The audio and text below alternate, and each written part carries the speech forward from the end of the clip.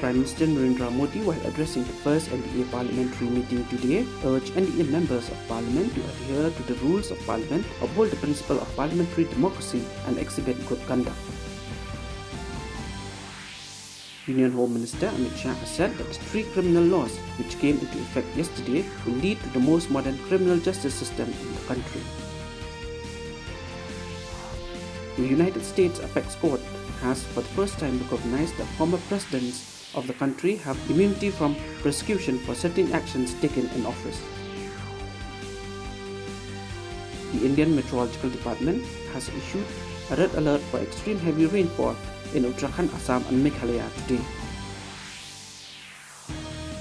In wrestling, India finished on top at the Upper 23 Asian Wrestling Championship 2024 in Amman, Jordan.